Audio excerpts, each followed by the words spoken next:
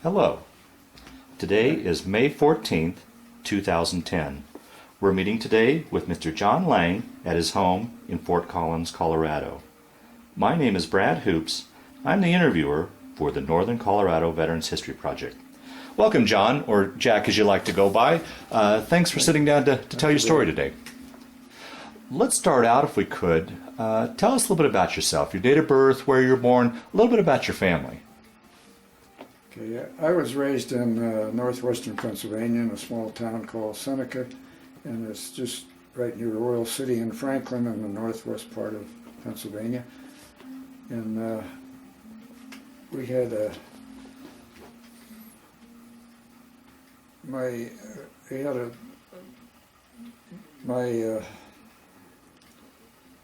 I was one of 5 kids and my father was rather ill most of my life, as I recall, as I was growing up, and he died at an early age, and my mother continued to raise a family and work for him, and they owned a local grocery store at the time, and I do have a picture of the house in the album there if you want to look at it after where I was raised. Now, where were you, Jack, in the 5? What order? I was second oldest. I have one sister a year older than I am, and she's still surviving, living in Pennsylvania. And I have 2 sisters that died, and I have a brother that lives in Williamsburg, Virginia, and he's 3 or 4 years younger than I am. So that's what's left of the family. And was it financially a very tough time growing up without? It was bordering on the Depression, going Right. into the Depression. I was born in 1922, March the 17th, St. Patrick's Day. And so 29 and 30s were the worst part, I guess. And we grew up through the Depression years. Was lucky enough to go to school, grade school right across the street from where I lived, Main Street in Seneca. And then later on I went to Cranberry High School, which was down the road about a half a mile. And I had grandparents in Oil City, and my grandparents were in the bakery business, and a couple of uncles. And where do you want me to go from there? Yeah, well, and so your mom was able to maintain the store even through the Depression years, and yeah, it was quite a struggle for her. And actually, my older sister sort of kept the kids together and kept us going while she had to leave home to work some overnight trips and so on. And she eventually lost the grocery store and went to work for various other companies as I continued to go through school. Then I graduated in high school in 1939, and I also caught up with my sister by skipping a grade in school, so we went through school together. And I went to Curtiss-Wright Tech in California to study aeronautical engineering immediately after I got out of high school. now that must have been quite an experience, because I'm assuming, like many in your generation, growing up, you really never traveled too far away from home, and now you're clear across the country. What was? That's right, and I was only 17 years old when I left home, so I was gone just a little over a year. And, how did you come to choose that school out in California instead of something closer by? Well, I had been bitten by the aviation bug when I was in high school, and I knew what I wanted to do, and I really wanted to get in the Air Force to learn to fly, because that's the only way I could afford to do it. But you had to be 21 at the time, so I decided to take up engineering, and then I completed that in a year, a little more than a year, and I applied for a number of companies. I was offered several jobs on the West Coast, but I wanted to get back east to my home, so I tried Curtiss-Wright and a few others, and wound up going to work for a company called Brewster Aeronautical in Long Island City, New York, because I was able to stay with an aunt and uncle who lived in Corona, New York, Long Island, right next to LaGuardia Airport. So I stayed with them about a year and a half and worked for Brewster, and worked on a Navy dive bomber that they were completing, and then later on started working on a Army low-level, I guess it was a dive bomber. It wasn't completed. And then we moved, the company moved to Philadelphia, and I continued my quest to get into the Air Corps. So at that time they had started civil pilot training programs, and I applied for that, and unfortunately the only one I could get in, I knew we were moving to Philadelphia, and they had a ground school available in Philadelphia, so I commuted there a couple of nights a week to take my ground school, and it was competitive, and out of 30 in the class they gave 10 flight scholarships, so I was able to get one of those. And got my private license at a small airport called Somerton Airport in North Philadelphia, and flew Taylor J2 Cubs, which is a predecessor to the Piper J3, the Piper Cubs, which came a little later. And then I finally, in order to get in the CPT program, you had to enlist in the aviation cadets, which is what I wanted to do. So as soon as I completed that program, I enlisted in the aviation cadets, but they weren't calling them up at that time, so I continued to work. And then I got concerned that Brewster wouldn't let me go when they called me because of being essential or something. Well, give us a timeline here. Had we gotten into the war yet, or was this coming? Well, I was still in New York when Pearl Harbor started. In fact, I had gone out to Mitchell Field to look up a friend out there, and I was just ready to try to get in through the gate when I heard on the radio about this. So they were calling everybody's back in, so I knew they'd never let me in. So I turned around and went back. Wow. And that's where I was when Pearl Harbor hit.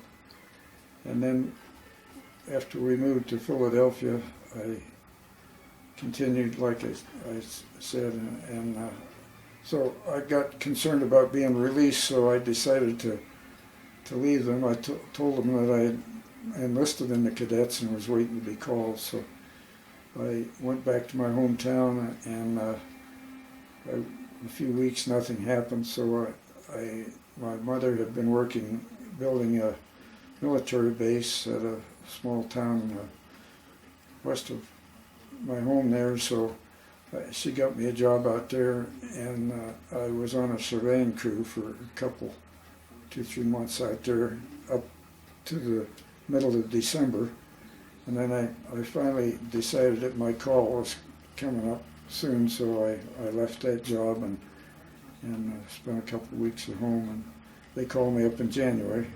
January, would this be 43 now? 43. Okay. Yeah. So I proceeded through went to Nashville for classification to begin with, and then was assigned to various bases in the Southeast Training Command. I went to Maxwell Field for pre-flight, and to primary was in Camden, South Carolina, and flew Stearman's there, and I went to basic in Augusta, Georgia, which was BT-13s, and moved on to advanced training at Albany, Georgia, and that was Turner Field, and flew twin engine advanced in there and got my commission. Now, how was that transition for you going from civilian life into military life? Was that much of a transition for you at all?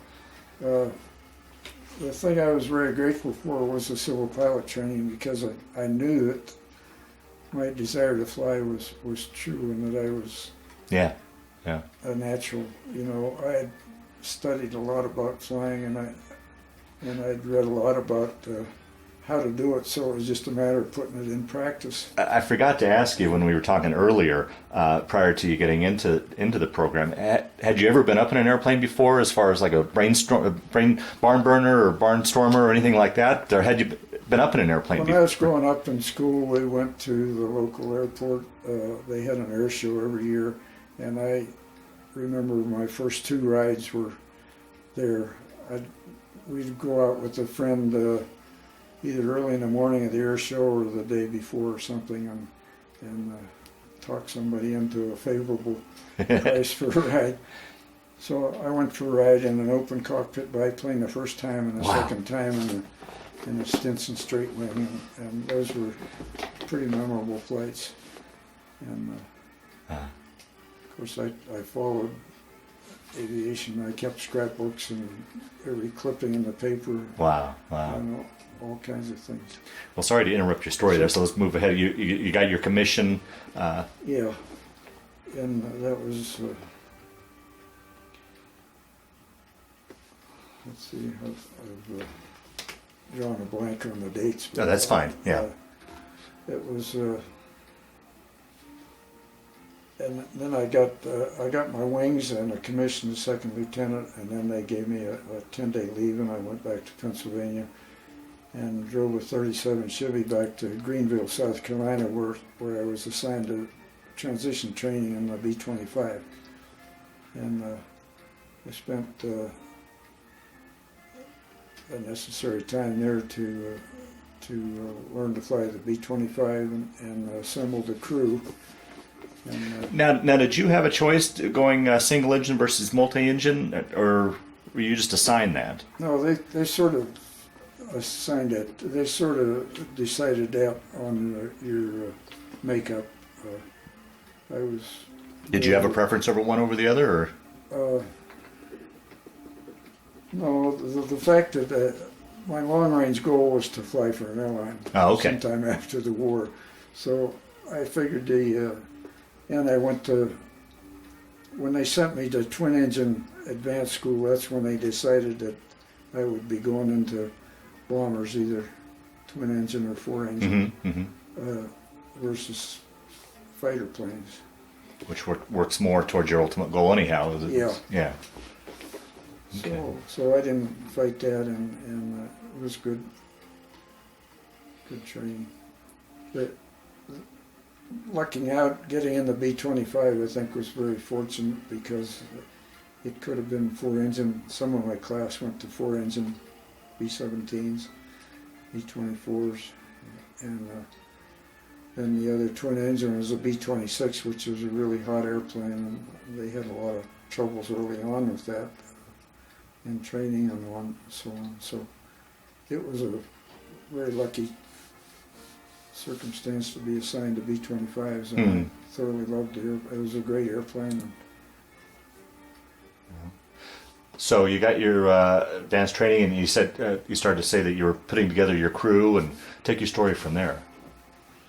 Well, they assigned us a crew, and my co-pilot was a warrant officer, a fellow by the name of Kenneth Sparling, and I kept in touch with him ever since the war, and he's the only crew member that I have, although there is one of the sergeants that was on that Ken has kept up with in Florida, but I haven't. So. Now, how big is? Can you tell us how big what a B-25 crew consists of? Well, it's basically 5 crew members: bombardier, navigator, and engineer, gunner, and a waist gunner, and a tail gunner. Okay.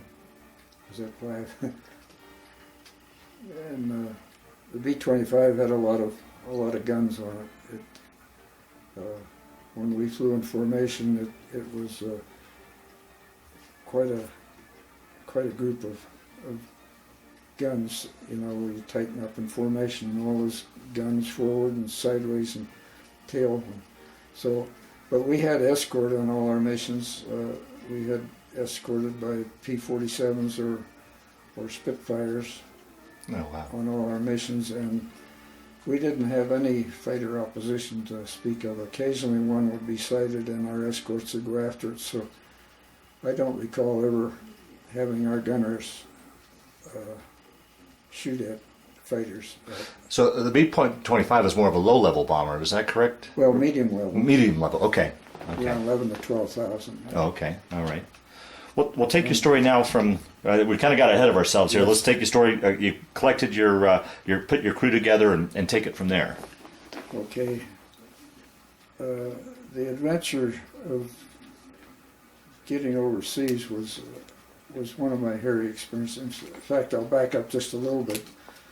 One of my closest calls was in training in the B-25 when I was a part of a review flight formation of the 4 squadrons. That's 4 groups of 6 all flew together, and every Saturday morning they'd have a review formation out on the runway of the whole base, all the personnel, a parade, and then the group of 25s would pass over them in review.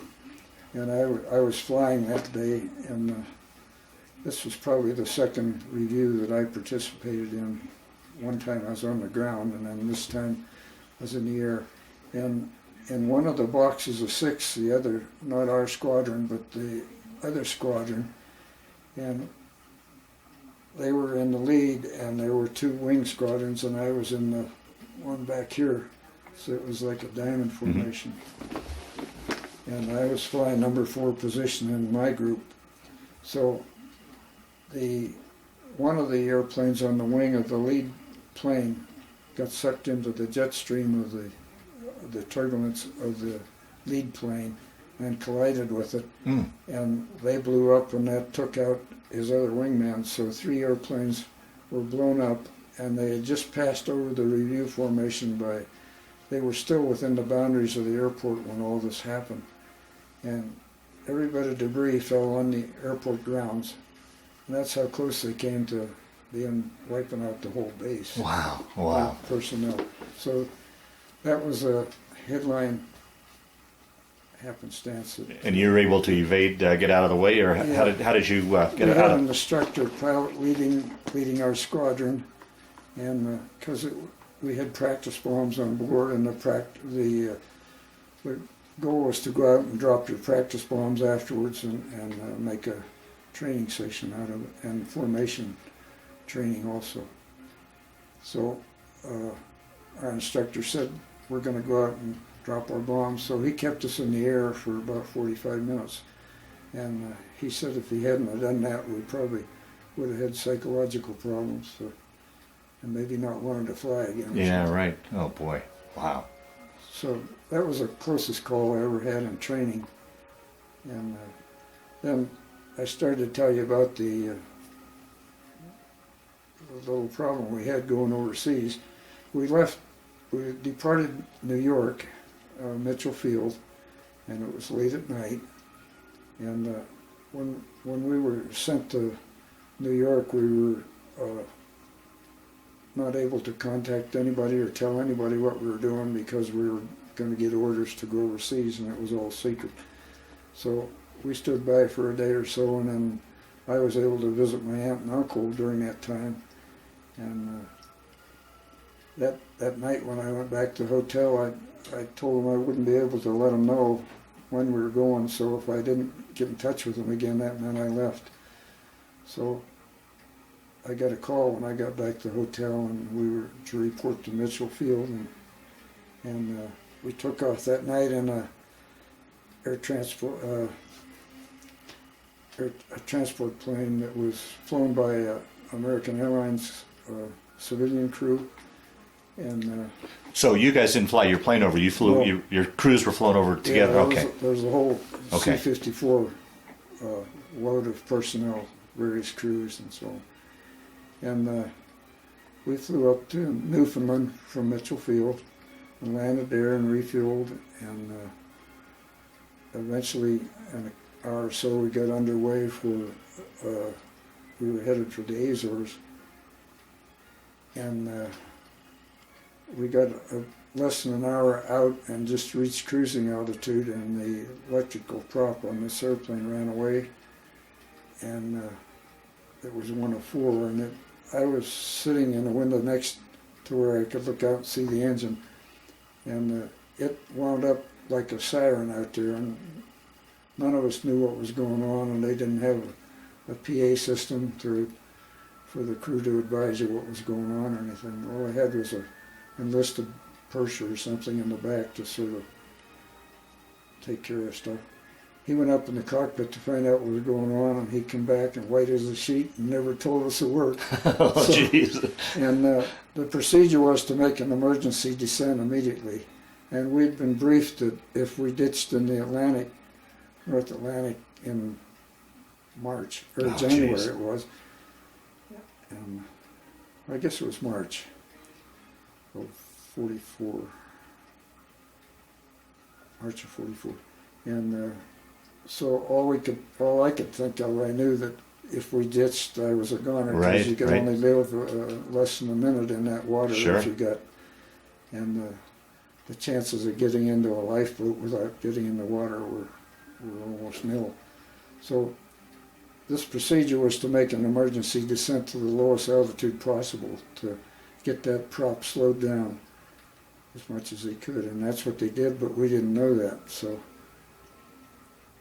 So we got down there and turned around, and eventually we got the word that we were going back to Newfoundland, so it looked like things were sort of under control. And when we landed at Newfoundland, as soon as we got on the nose case of the engine, from the speed of that prop going around, it got red hot. And I sat there looking at it, hoping we didn't catch on fire. Oh, boy. And as soon as we landed, we lost all the air blast that was keeping it from getting on fire, and it started to catch fire, and the fire trucks came out, and it opened the door and threw a rope out, and we started to evacuate. Hmm. I was up towards the front of the airplane. I was the second row back, I think, and the officer that was ahead of me, I didn't know it at the time, but he was a brigadier general, and it was Vandenberg. Is that He right? later became the Air Force, the Chief of Staff of the Air Force, Right. a four-star general. Wow.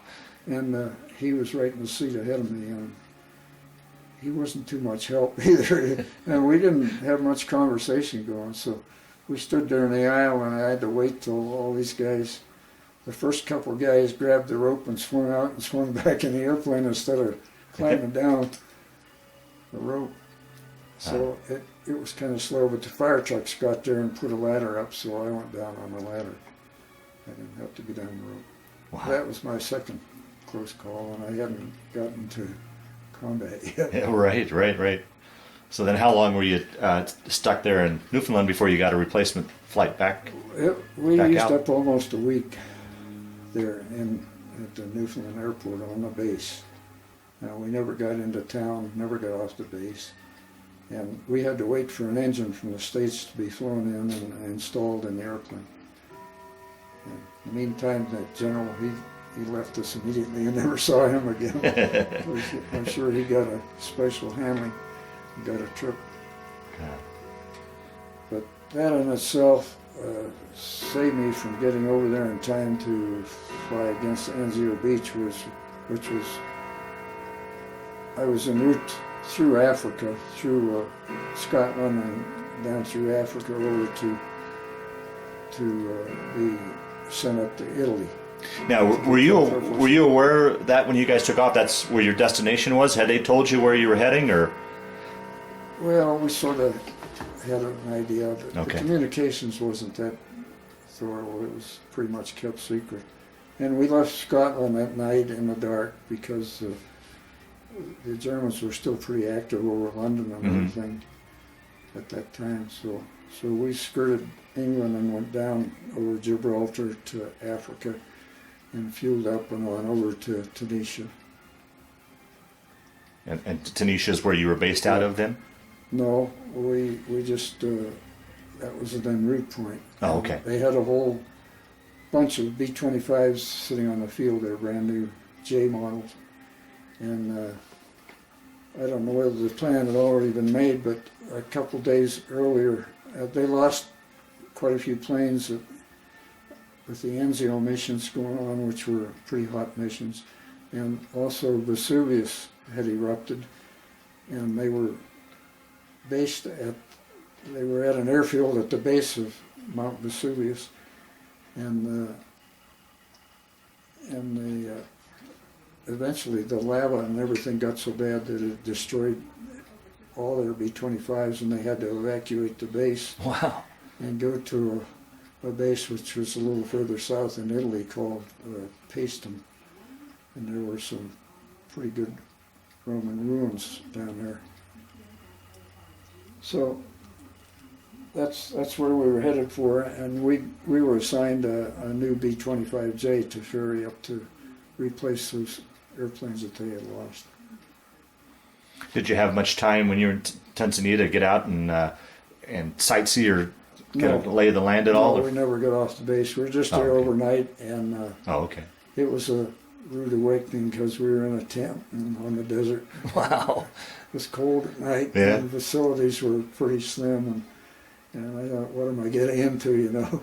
Wow. So fortunately we left the next day with a new airplane, and we delivered it to the squadron where I was assigned.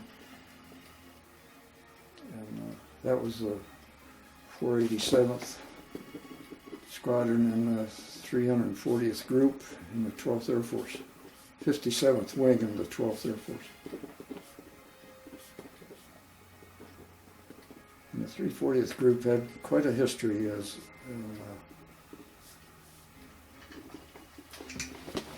Now, when you went over being an officer, did your rest of your crew travel separately, or were you guys all in the same transport plane over? Or how? Yeah, they traveled with me over. Oh, okay. There. Oh, okay. All right. So you guys traveled all the way to Italy together then? Yeah. Okay. And we stayed together. Okay. Assigned to the same squadron.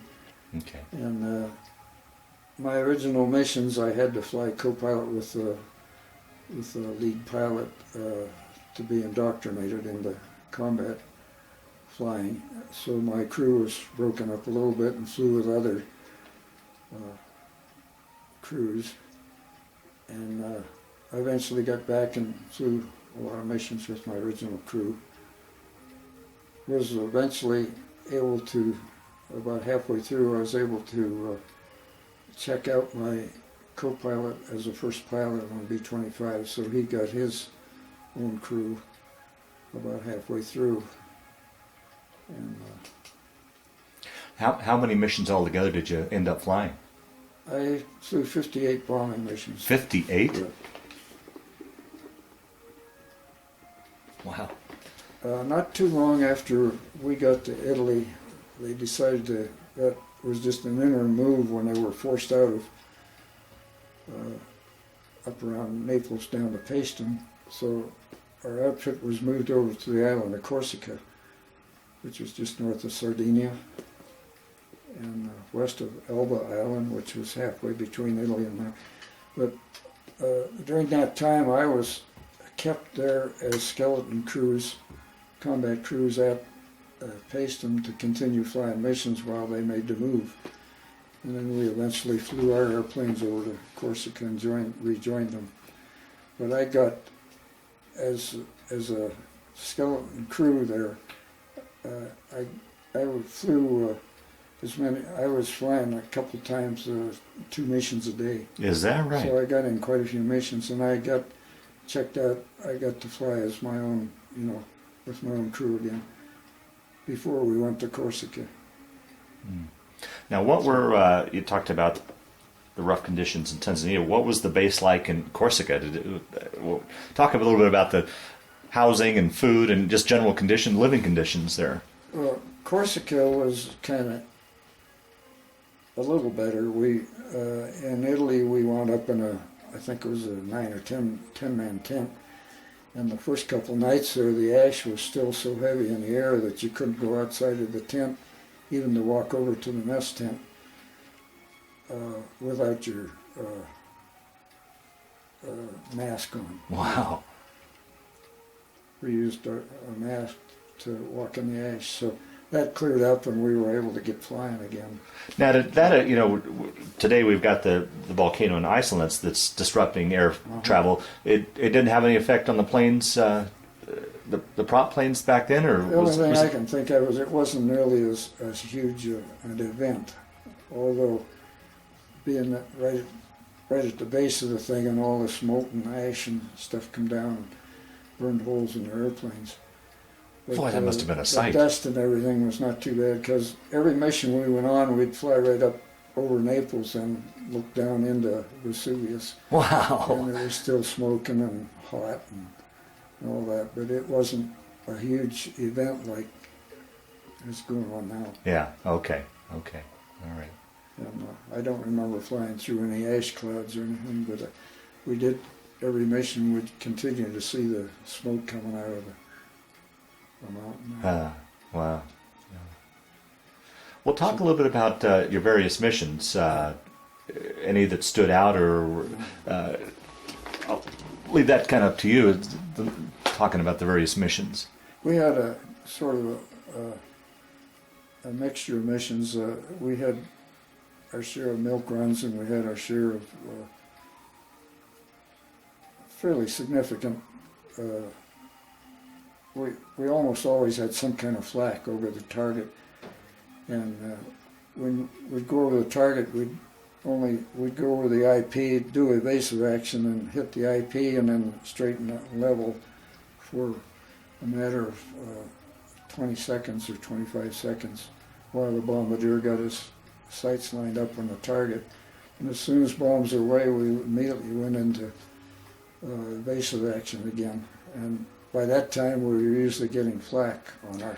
Talk about what it's like to be hit with flak, for us that have no clue what that's got to be like. You've seen pictures of the B-17s and all where the sky was just black with...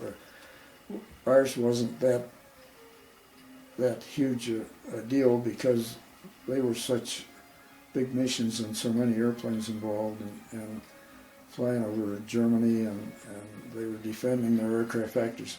But our targets were railroad bridges, marshalling yards, highway bridges. We were just trying to interrupt the flow of material and troops and everything. The Germans were trying to retreat north of Naples, trying to hold on to Rome at the time when I got over there. And that's about the time they bombed Casino Abbey, which was an abbey on the top of a hill that the Germans had taken over and were using as a place to observe our troops and everything and zero in on them. So they eventually bombed that, and I flew one mission against that, Casino Abbey. And then we flew missions against various railroad yards. And like I say, some of them were intermediate flak, and some of them got pretty intense. Like we had a mission against an airdrome at Perugia, and they had been missing some targets, and they decided that they were going to hit this one for sure, so they extended the length of time that we flew straight and level, and we were hit pretty bad on that. And I had I was in the lead airplane with the squadron operations officer, and both of our wingmen were shot down. Wow. And that was the roughest, the only mission where I lost part of my crews, right. Part of the airplanes. Oh. We had airplanes, a few crew members were hit. I had one gunner that had kind of a superficial hit. You were asking about the flak. When it got pretty close and you heard the blast, when you heard it go off, you knew it was close and you knew you were going to feel it. It was going to rain on you, so the shrapnel would hit. And this Perugia mission, my crew chief patched up about 20 holes in my airplane and dug out some pieces of shrapnel out of the engine and things like that.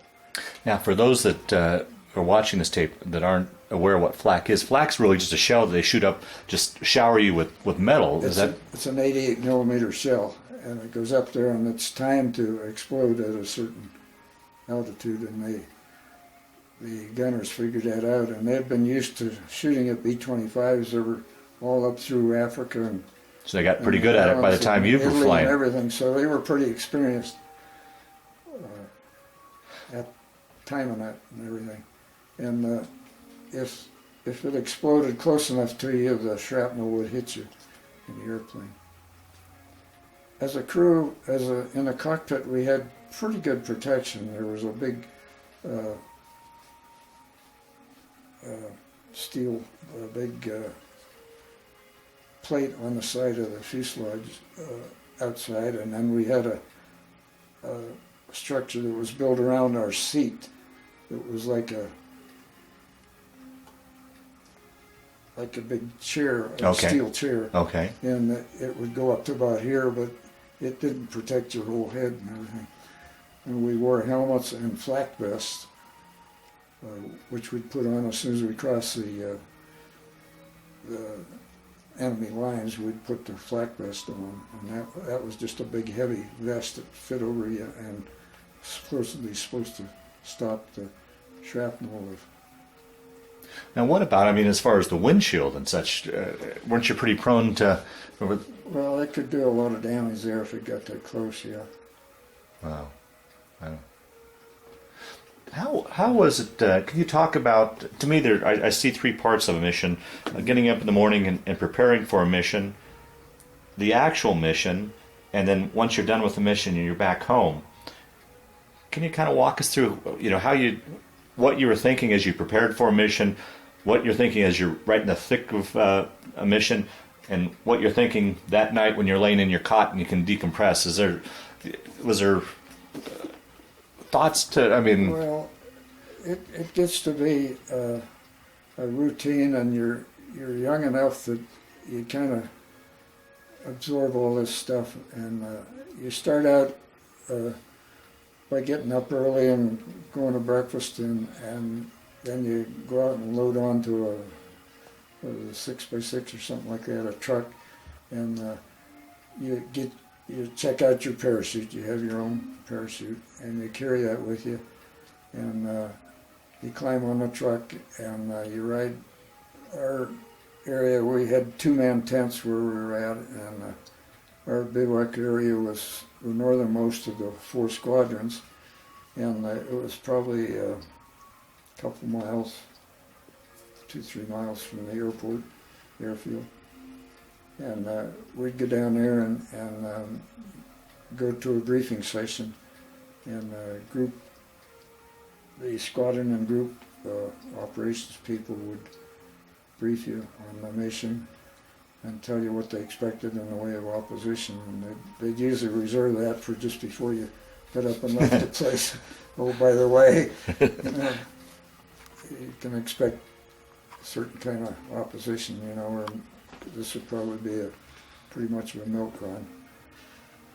So then you go out on the airfield, and our airplanes were dispersed on hard stands, or not hard stands, but they weren't all in a row along a hangar or something. They were out on the field and their own individual place. And we'd check over the airplane with our crew chief, and he'd brief us on the condition of it and the load. Bombardier would check the bombs that were loaded. They'd been loaded overnight and ready to go, and airplane fueled and all. So we'd get the signal to start up, and then we'd all taxied out in a line, and we'd get to the end of the runway and get in our formation, and we'd take off at about 10-second intervals, almost a formation takeoff. Wow. One would be on one side of the runway, and one in the middle, and then one over here, and we'd take off, and there'd be usually 4 squadrons go out, 4 boxes of 6. So, and the runway was just a dirt runway, but it had a steel mat on both ends that extended maybe 100 yards or 300 yards or something like that. and that's where you'd take off. And it was a pretty dusty operation with all those airplanes going. And the main thing was to avoid any kind of turbulence on takeoff, so you didn't get sucked into the Yeah, I've often heard that just getting into formation was just as dangerous as being in the actual mission, that a lot of accidents and such happen. We would join up as soon as we could, and we'd take off. We were right on the Mediterranean there, right on the coast, over the beach, and we'd take off over the water. And as soon as we got in the air, we were over water, and we'd join up. And most of my flying as a first pilot, in fact, all of it was in the number 4 position in formation, where there were 3 above me, and then I was the lead of the second element. And I was down here looking up at the tail of the leader. And after we crossed, whenever, like if a fighter was called out or something like that, we'd suck in tight and get ready to defend ourselves. When we crossed the bomb line, the gunners would test fire their guns. And that's the only time that I ever heard our guns fired, actually, on the airplanes.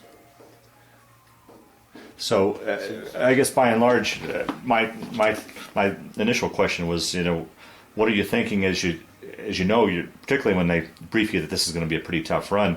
What are you thinking as you're going into harm's way? But it sounds like you're so busy with everything that you don't have time to think about it, or you're pretty well absorbed with completing the mission. I was always I was never hesitant to go. In fact, I was disappointed if I wasn't on the flying list. Is that right? I had to sit around all day waiting for the guys to come back, see if my crew, sometimes they'd fly with somebody else, and I'd go down to the airport and meet them if I heard they had a rough mission or something, and get down and watch them struggle into the landing and so on. But you kind of just get absorbed in the job, and just maintaining formation was took a lot of attention. You had to focus on it. And what about going through your procedures? What about like in the evening when you were laying in your cot and you had time to really decompress from it? Were you able to get that previous day's mission out of your mind, or did it get absorbed into your dreams, or did you think about it, or? No, I never had that kind of trouble over there. Okay. There were only a few things that upset me for a while. When we had that real rough mission. When you lost your wingman? When you lost the wingman, you would relive that sort of, and hope to hear, we never did hear what actually happened to the crews. Sometimes they parachuted out or something, and then they'd get in friendly hands, and they'd wind up, you'd hear about them 3 or 4 months later, they got back to the States or something, but there wasn't much follow through on stuff like that. Yeah. How about, kind of getting off track here, but how was communications back home as far as hearing both ways, you back to your mom and your sisters and stuff? How was communications in that regard? I sort of did a lot of writing, just brief, but there was censorship in there. There was a lot of things you couldn't talk about, and I was pretty conscientious about that, because as an officer, I helped censor the letters on my time off and so on. So I knew what had to be depleted, so I just wouldn't write anything that was to give them a clue about what we were doing. Or I'd give them sort of a hint that we had a little rough time today or something. But I didn't get much mail over there. Occasionally I'd get a box, and which was a big thing. But we didn't maintain real good, and I was only over there about 6 months to get my 58 missions in. Yeah, wow. It really went fast. That was and intense. Compressed time of missions. Wow. Yeah. Now, was it all in support of the Italy campaign, or were you there when we invaded southern France? And I stayed there particularly. That's why I went over 50 missions, is I knew this southern France thing was coming off. and we were training for it to take off. We didn't do any night flying, so we had to learn how to join formation at night because we'd take off before sunrise in the morning in order to be able to target about sunrise in southern France. So I wanted to participate in that, so that's why I flew extra missions. I stayed there and flew a couple, 2-3 missions to southern France, and then decided to. So the requirement at that time was 50 missions? Yeah. 50 missions, or? After you got by 50, it was sort of up to you when you wanted to call it quits. And I sort of had some regrets at the time when I decided to go, because I had a buddy over there who was another pilot, and he had a father in the Marines. I probably shouldn't talk about this. Oh, that's fine. No, go ahead. He had a father that was in the Marines back here, and we had a desire to fly fighter planes or ferry airplanes, or I wanted to get in test pilot school. There were a lot of things I wanted to get into, and I thought if we could kind of get back home and get a chance at something like that, and he sort of promised that his dad could pull strings, and he talked about getting transferred to the Marines, and no way that could happen. But he had me kind of hoodwinked, and he kind of talked me into going along with him. So.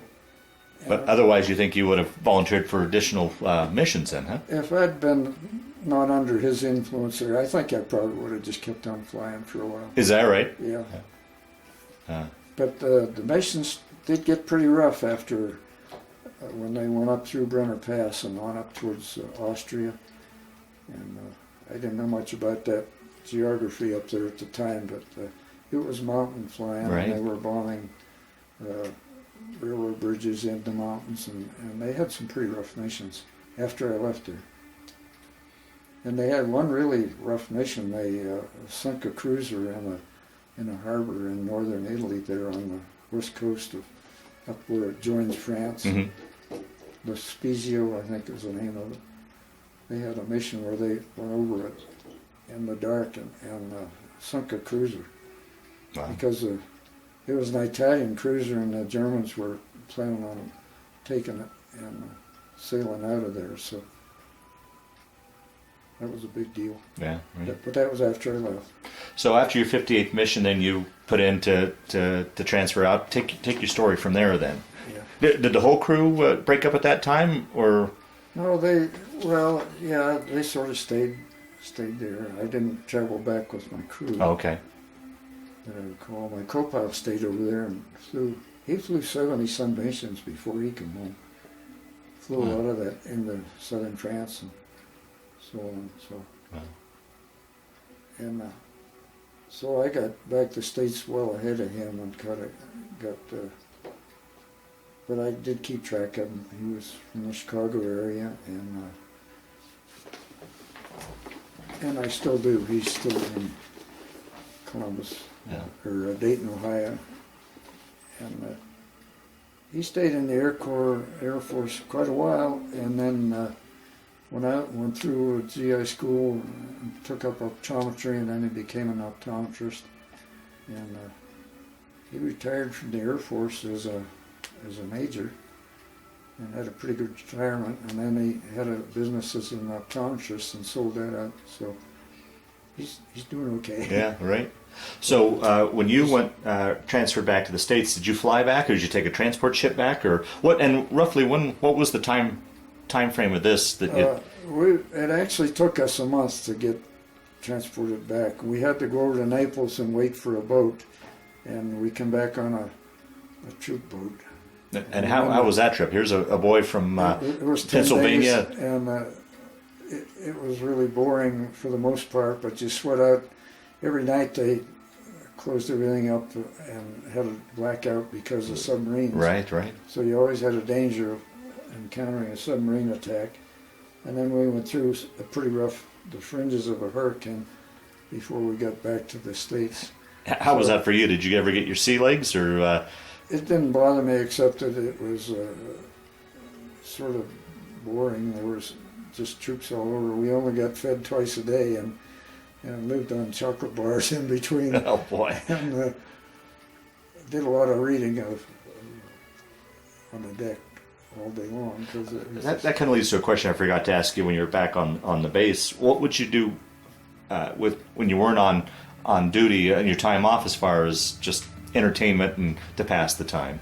Oh, write letters, do laundry, wash your socks and your helmet. I don't know, things like that. We were on the Mediterranean. We could go over to the beach, although we had to walk through a cleared path that supposedly went through a potential minefield. Wow. So they had us pretty antsy about that. And read and just hang out. They'd put a movie on at night sometimes. We'd have to take extra precautions that we didn't get bit by mosquitoes because of malaria. So, Oh, right. so along about dusk, you'd have to go into your anti-mosquito, wear leggings if you went to a movie, because you just sat out on a rock or something to watch the movie out in the field. Wow. And, not very. But in general, how was living conditions as far as your accommodations and the food? And because it sounded like were you more or less an isolated base there on Corsica? Or? Yeah, I didn't get around. I didn't get a chance to really fraternize with the locals or anything like that. Yeah. My tour was so short and compressed that I really didn't do a lot on the side. Right. I did a couple of interesting things. This friend of mine talked me in that he met somebody that invited him to come up to Bastia, where they had which was a town north of our airfield, and they had a PT squadron there, PT boats that did missions at night in the Mediterranean. Uh-huh. And he talked him into letting us go out on a mission with him. Oh, is that right? And, that was a foolhardy thing, because I didn't even get permission to do it from my superiors or anything. We just got a Jeep and went up there and did it. And we didn't find out till after we left the harbor that they were going to go looking for a destroyer over by Italy that night. Wow. And they told us the only protection we had if we got under attack was to lay behind a torpedo tube on the deck.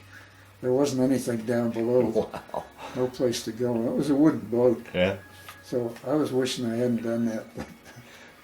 But we never found they test fired their guns, I guess. It was the most exciting thing.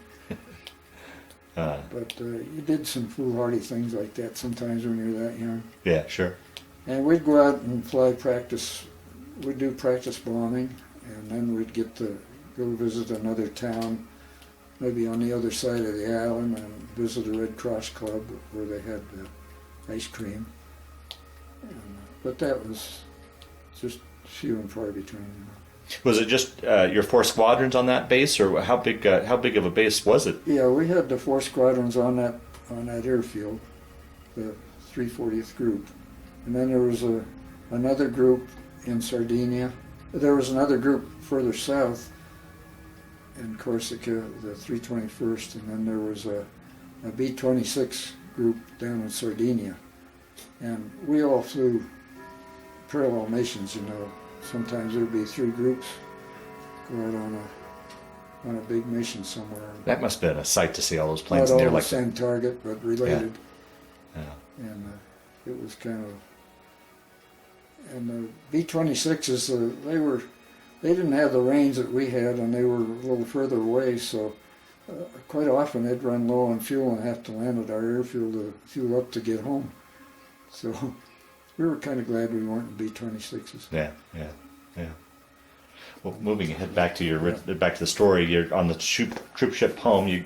Where did you guys land? What harbor did you guys land? Well, we went into Patrick Henry, a base which was Norfolk, I guess it was. Okay. And then we were given leave, and we went home for a week or 10 days, and then we come back and went through a interview process, and they give us all kinds of choices about what we wanted to do, and that's when I got a chance to ask for all these things. So when the orders come out, they send everybody to the training command, and I was sent to Douglas, Arizona as a B-25 instructor. Oh, really? Okay. And that kind of deflated me because I really wanted to get into test pilot school or ferry command or something where I could get checked out in all kinds of airplanes. So I was fortunate enough to get checked out on a T6 there, which is an AT6, a single, the advanced trainer that they used before they used B-25s. I was teaching advanced cadets in B-25s, and when I went through, I was flying little twin-engine Beechcrafts, and the advanced cadets. It was getting towards the tail end of the war then, so it wasn't as intense. Now, was there any thought that you may be transferred over to the Pacific Theater at all, or with your 58 missions, would that exclude you now from ever going back into combat? Not necessarily. A lot of the guys, well, I didn't know of any really that got sent to the Pacific because the way things were winding down, and I guess the atomic bomb was in the planning stage there, or in the development. So that was all secret, of course. But no, I never had any hint that I'd be sent to the Pacific. Okay. But my hope was to get to fly a fighter plane. You know, I wanted to fly a Corsair or something like that, or P-51. But of course, that was just a wild dream that didn't come. And when they sent me to instructor school, I just settled in, and then I asked to be sent to Lubbock, Texas, to instrument instructor school. Anything to get away from Douglas for a while, because it was down on the Mexican border there, and pretty bad news. Yeah, all right. So I went to instrument instructor school, and we flew T6s there, which was a good experience. And then I went back and taught instruments to the advanced cadets and B-25s.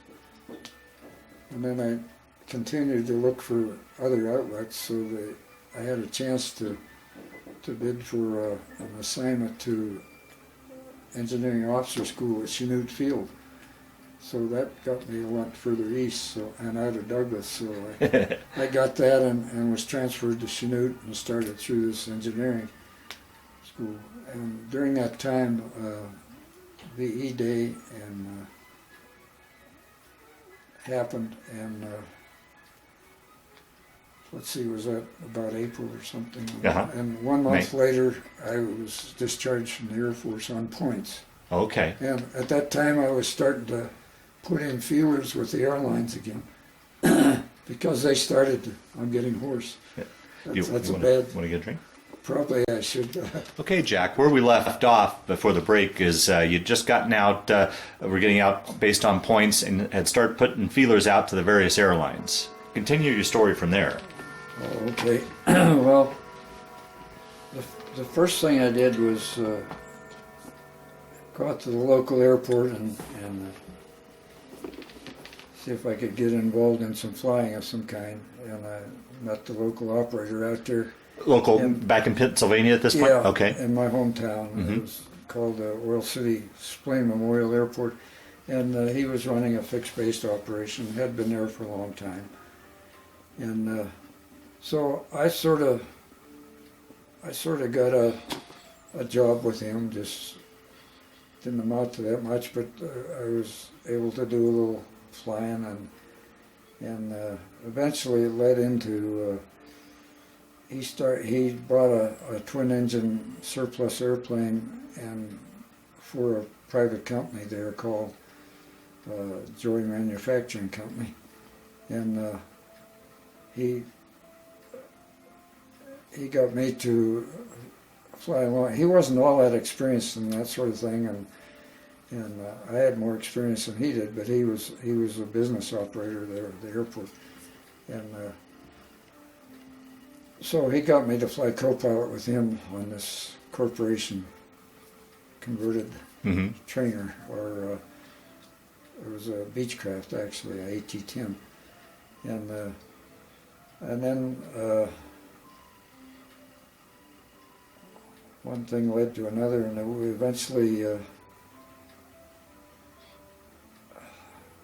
we had a. I got to the point where, well, they ordered a brand new twin Beech D18, which had two 450s in it, and it was quite an improvement over the other one. So he assigned me the job of flying flying that on my own, and pinch hit on some of the trips, and then I'd fly with him as co-pilot on the Beechcraft, and we wound up somewhere along the line there. We wound up having a fire which burned down the hangar and burned up this twin Beech. Mm. Then he,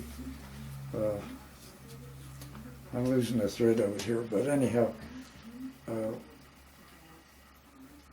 one thing led to another, and the instructor at the airport there had been a CPT instructor. He was never in the military, and he talked me into starting an airport on our own. So we left this job with the airport operator there and started the airport. I moved in my hometown of Seneca.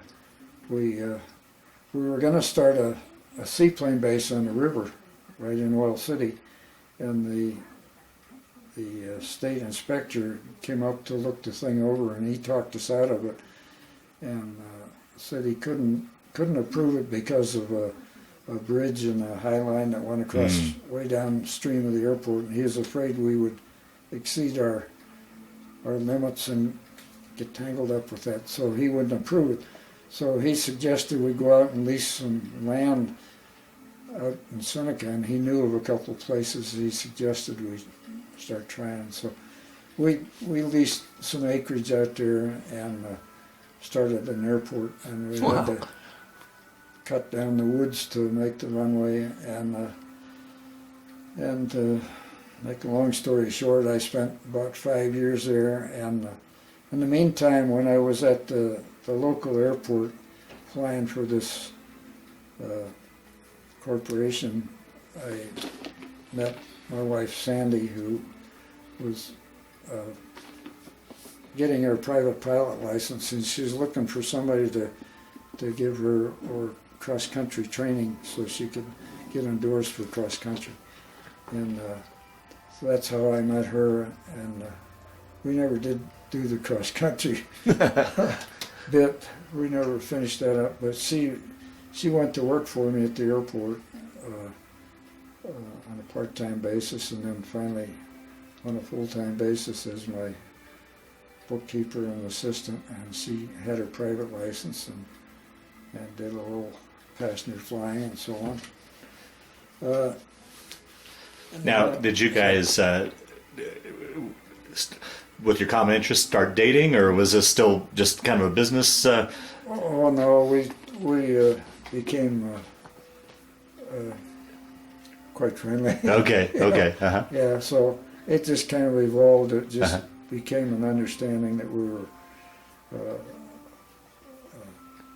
wasn't too formal, but yeah,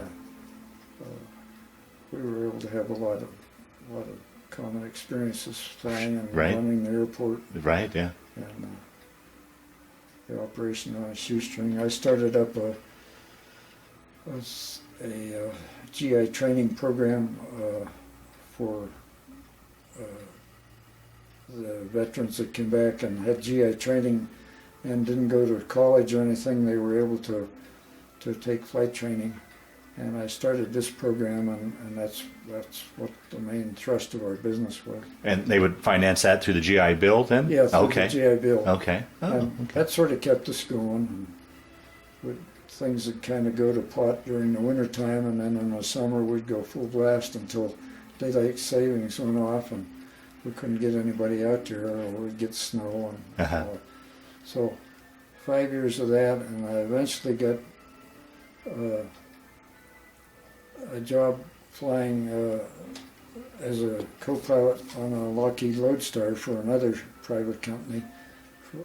An ex-Navy pilot was their first pilot, and I flew for them for a while. And in the meantime, we reached a point where we decided to get married, and at that time I decided I better earn a better living, so I started thinking about the airline again, and eventually this corporate job sort of, because the president that was Knox Glass Company, and it was a local small town operation, and he was quite an unusual president, and he was people oriented, and he was killed in an automobile accident going to work one morning, and his brother was involved in the business down in Mississippi, and he took over the corporation, and he started running the thing, and this flying job got to be pretty burdensome because of the way he operated. I wind up away from my airport for maybe 3 or 4 days in a row, and left the thing up to my wife to keep going. And so I decided to leave that business and try to get with the airline. And in the meantime, I had to buy out my partner from the airport, and I still had the airport and wanted to go to work for the airline, so I applied for a job with American Airlines, and we went over to New York, and I had an interview in New York with American, and they hired me right off the bat and gave me a choice of 2 training dates, and I took the second one because I needed to do something about the airport. And by accepting that second training date, for some strange reason, they filled their quota in that first and canceled the second training one. So they sent me a telegram and told me they would suggest I try some of the other airlines because it would be at least 6 months before they'd reconsider. So I fired off a letter to United right away and got an interview with them, and they hired me. So I wound up with a job with United Airlines and had to put my airport on hold, and my career started with the airline. I went to Denver to school, and my wife joined me there, and sort of left the airport in the hands of a friend that promised to look after it for a little bit till I could do something about it. And went through the training session at Denver, and which took about 6 weeks, I guess. And in the meantime, my wife packed up and came out, and we were assigned, once again, we had our choice of a lot of different bases, and I think I asked for either San Francisco or Denver, and most of our class was assigned involuntarily to Chicago. And so that's how I wound up in Chicago, really, and spent over 20 years living in, and we adopted 2 boys while we were there, and 5 years apart. And the first one was our oldest boy, who eventually passed away in California at the age of 37. And he went through school and became a teacher, and was a teacher at a military academy out there, and had various other jobs. And we adopted him in '52, and that's the year I went with United Airlines, 1952. And then 5 years later, we adopted another boy in '57. He was born in '57. That's Peter, and he now lives in Windsor, and has 3 grandkids, and they're grown up, and the oldest 2 have grandchildren, so it's my great-grandchildren, and I have 4 of them and another one on the way, so that'll be 5 great-grandchildren there, and they're all pretty much local here. So how many years altogether then were you with United? I was with them for 30 years and retired at age 60, mandatory, due to the FAA mandate at that time. And a couple of years later, they were able to fly Oh boy. on a temporary basis through engineer. They were able to fly through 65. So you spent 20 years based out of Chicago, and then Yeah, that was 26 years. And then we moved out here in 1978. I took a bid in Denver, and in order to fly, and that was on DC-8s, and in order to fly DC-10s, I had to take a bid in New York. And that was necessary because our retirement benefits were based on the last 5 years that we flew for the company, and that was the highest paying equipment. So I commuted to New York, flew out of LaGuardia, or not LaGuardia, JFK, and also some out of LaGuardia, and quite a bit of flying out of Newark. So I wound up staying in a commuter house in Long Island, and just east of JFK, and had to do quite a bit of commuting over to Newark to fly trips, crossing the Verrazano Bridge, and,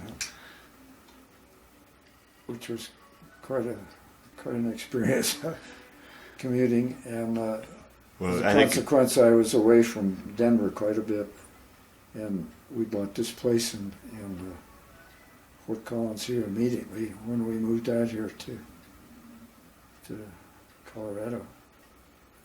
And then I eventually took a bid on a DC-10 in San Francisco because I thought that would be a closer commute and easier. It turned out to be a bit harder. Is that right? Actually, because the commuting was pretty intense there, and the traffic was pretty heavy. So that didn't improve it. And then I eventually got a DC-10 bid back in Denver here, and flew out of Denver for the last year and a half that I was here, and retired in '82. And then have enjoyed retirement ever since. You were saying earlier your process of building a plane. Yeah, I kept pretty busy woodworking and building furniture and doing a lot of projects that I wanted to do, and then I sort of got hooked on helping. I always had a desire to build an airplane and didn't have the nerve to start one myself, so I started helping a friend build a glass arrow, which is, there's a picture of it right there in the back of the case here. And that was a 5-year project, and it was a fiberglass airplane. And I pretty much commuted to out on East Vine, and then later on to Timnath, and built actually was able to build the fuselage of the airplane in my home shop. I added on to my garage up here and built a shop satisfactory to build the fuselage and the tail feathers of the glass air in my home shop here. And then I would commute out to Vine, East Vine, and where Paul had a huge house out there and shop, and he started building on the wing of the glass air So he eventually got far enough along and I got far enough along with the fuselage that we moved it out there and then put the two together. In the meantime, we had moved down to Timnath, where he built an extra shop out there and was able to assemble a whole airplane in Timnath. And we completed the airplane in 5.5 years, and I was allowed to be the test pilot of the Glass Air 3, and we won 2 awards in Oshkosh. Oh wow! With the big air show up there. 3, yeah, the big air show. In 1993 we won the Outstanding Workmanship Award, which was the Lindy here, the bronze Lindy. Uh-huh. It's like a bronze in the Olympics or something. It's wow! Kind of a third, but it was outstanding workmanship, so it made me very happy. And that was a pretty serious airplane. It had a 300 horse engine and very hot airplane, unforgiving and so on. So in 1995, I was able to take it back to Oshkosh, and I didn't intend to have it judged, but I got talked into having it judged, and we won a championship kit built award. Wow! With it in '95. Wow. So that was quite a thrill to be able to accomplish that. It was a strictly show plane. It just took your breath away when you walked in the hangar door and saw it, And the paint job was outstanding on it, and it was eventually sold, and I had a mishap in California, and they busted it up. Oh boy! Oh wow! So wow! And you were saying earlier that you became a caretaker of your wife through the years as well? Yeah, after I started working seriously on my own airplane and got pretty far into it at home here, pretty much on my own, the Glass Air turned into kind of a 4 or 5 man project. We had quite a few guys involved in it who were expert avionics and electronics and electrician. Well, we got a painter involved, and but the Falco project is a wood project, and it's a set of plans that I bought. It's an old, it's over a 50-year-old design at the present time, and was designed by an Italian engineer who was still designing airplanes, who were in Italy, by the name of Stelio Frati.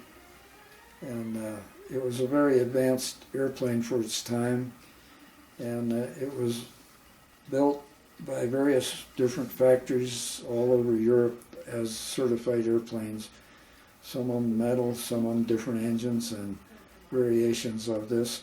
But a man by the name of Alfred Scott started up a business called Sequoia Aviation in Richmond, Virginia, and he got rights to the plan and adapted to a home-built wood airplane and sold plans, and that's how I got involved in it.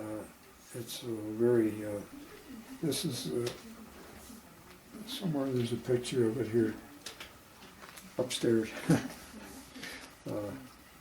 And how much longer you figure you got to complete this one? Well, it would take a good year or a year and a half of pretty intense building to finish it. Yeah. I'm not going to get the privilege of doing that. I'm sure it's getting pretty difficult to stay focused on it and to give it the necessary priorities in my life, which has gotten. And in the meantime, about 2001, I had a bit of a physical problem. I had a heart problem and had bypass surgery in 2001. And about 2003, my wife's health started to it had already started to go downhill somewhat, and it started to get more serious, and I had to take some serious, Sure. make some serious moves. And she wound up in and out of the hospital and became more and more dependent on help, and wound up leaving the hospital and sent to a nursing home, which was Good Samaritan down in Trilby. Mm-hmm. And she spent a couple of years there, and I became disillusioned with conditions, her treatment, and her care, and got involved. I never could let go of things there unspent. Was down there every day Yeah. for at least one meal Yeah. to see that she had the proper care. And then I eventually decided that if anything was going to be helpful at all, I was going to have to get her home. And I set out to do that against all kinds of roadblocks that they threw up, and eventually was able to break her out of there and bring her home, and built a ramp out here and converted our bathroom so it was wheelchair friendly. Mm-hmm. Fortunately, I have a bedroom on this floor, and she could live on this floor. Mm-hmm. And the house is 3 different levels, and she never got off of this level. But I had to hire a 24-hour care, as much coverage as I could get. Sure.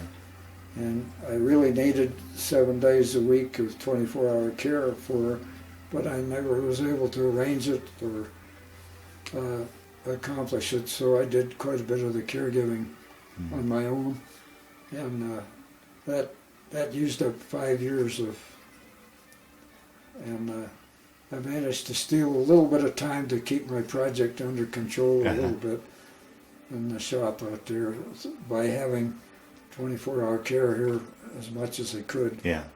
I went through a number of 3 or 4 primary caregivers and some others that didn't work out that great. So And then she passed away. she eventually had a series of TIA, which were precursors to strokes, and it got to the point where we couldn't chase those by emergency room visits and hospital visits, so we eventually decided to live through that, and she had one fairly serious one, and wound up back in the hospital, and after that they wouldn't send her back home, so she had to go back to Good Samaritan, and things went downhill from there. Mm. And she eventually had a pretty serious stroke, and wound up being comatose for the last week and under care, under what do they call that? The ICU or the people that come in and hospice. Hospice care for a week, and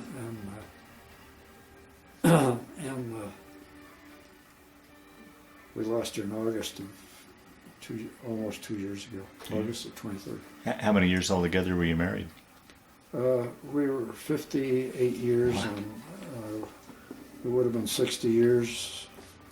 A couple of weeks. Wow. It would have been our 60th. Mm. The day before the war, the 29th, May the 29th. Mm. Yeah. Through the years, have you? You said you've kept in touch with the co-pilot. Has there been any sort of squadron reunions or anything like that? Any reunions you go back to, or has it been primarily just connections with this co-pilot from your old squad?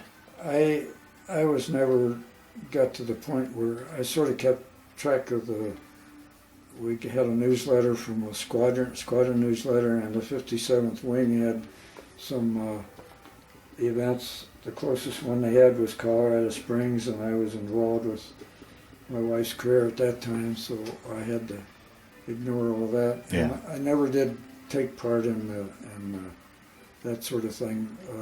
My contact with my ex-co-pilot is the closest thing that I've had to. I continue to get a rare newsletter, but that's phasing out as everybody passes on. Yeah. Lost a lot of the history and the news of that incorporates the wing and the group and the squadron clear back from the Africa days, and the enlisted personnel stayed with the outfit for years, where I was only with them for 6 months. Right. And so I did not have that rapport with the personnel of the squadrons and so on. Okay. Well, we'll start to wind down this interview, Jack. One question that I always like to ask, how do you feel that time in the military, your military experience in World War II, how do you feel that it affected your life, changed your life, played a role in your life, or was it just simply a chapter of your life you went through? How would you answer that, do you think? It sort of became sort of a chapter of my life, like you described, and I sort of put it on the back burner after I got out and got involved in my career of flying and operating starting up an airport and flying for corporation and the airline, and eventually retiring and getting involved in woodworking and then building airplanes. So it sort of got put in the background, and I sort of just, and until all of this honorary stuff started, when they started honoring veterans of the World War II and so on, and resurrected all this, that I started to rehash some of this stuff. Okay. Well, in closing, is there anything else you wanted to talk about that I didn't ask you about, and or is there any sort of closing statement you'd like to make to cap off this interview? I guess the outstanding impression I've had is the experience of being involved with this Northern Colorado Honor Group and resurrecting all this stuff, and the changes I've noticed in the last few years on the way people recognize the fact that we're veterans and were involved in World War II, and the interest they've taken in pursuing the history of World War II to much more detail than they used to. And the things you see on television, rehashing the Royal Ferry Command that ferried airplane bombers and fighters and so on across the Atlantic. Did you watch that the other night? Yes, I did. I saw it again. I've seen it several times, or a couple times anyhow. And they keep bringing this stuff up, so it kind of brings things back. It did for a long time. It was sort of just another closed chapter in my life. And as far as affecting my life, I just felt so thoroughly grateful that I got through it as luckily as I did, and as fast as I did, and unscathed, and lost comparatively few close friends through the process, and I just felt very blessed that it was that I was able to participate. I'm glad I didn't have to spend the war working at the drafting board rather than getting actively involved. I don't think I ever would have been happy with myself if that had happened. Right. Well, Jack, I want to thank you for sitting down to tell your story today, but more importantly, I want to thank you for your service to our country. Well, thank you, Brad. It's been a pleasure.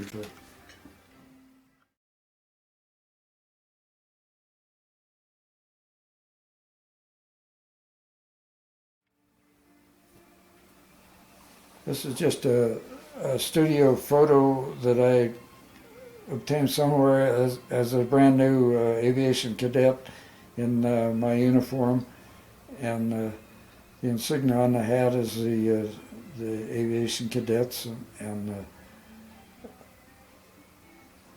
that's about all I know of it. Okay, this was a snapshot taken in front of my grandparents' house where my mother was staying with them, and I spent my leave time right after getting my silver wings and commissioned as a second lieutenant in the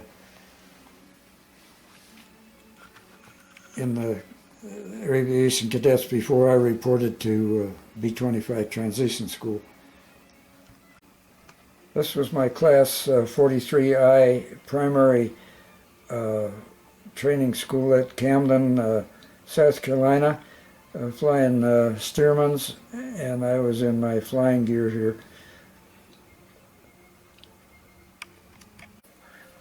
This was my instructor, James T. McClure, primary flight instructor at Camden, and he later on became American Airlines crew pilot.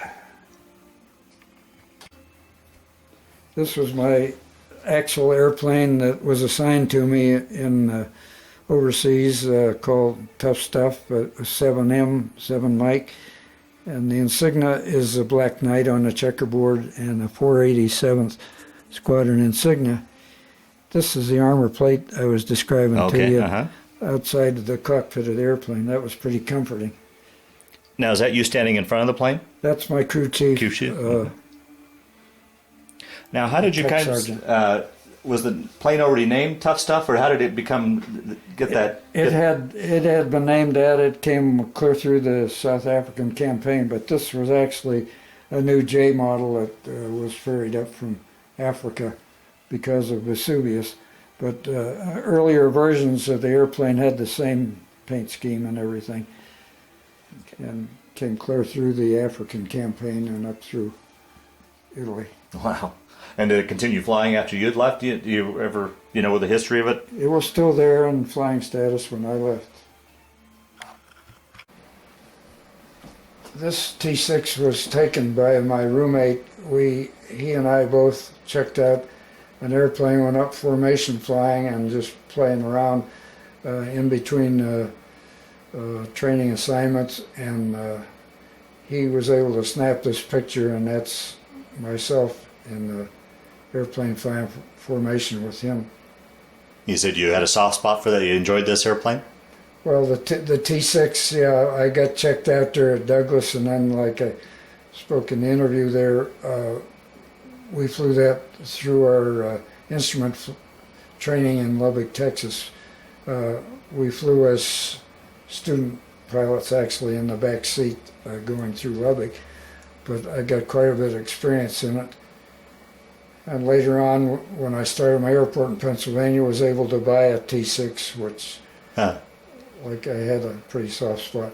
But it had a 600-horse radial engine and drank gasoline like crazy, and I never could afford to fly it, so I eventually had to get rid of it. This is a picture of N1 ML. 1 Mike Lima, we called it. The Glacier that I helped a friend build. And this was the day that I made the first flight in it on a Sunday morning on June the 27th, 1993. And right after the first successful flight, taxiing back in. And did she run as you hoped it would? How was that initial flight? It went pretty good. It was about a 20-minute flight, maybe. Went around the airport several times, and they told me they had trouble keeping it in sight because it made a really big circle. It was a fast airplane, and we had to run the engine. It was brand new, so we had to run it wide open, and I didn't retract the gear on that first flight, so but it went uneventful. And I continued to fly the first 20 hours off on the airplane as test work. Very good. Thanks, Jack.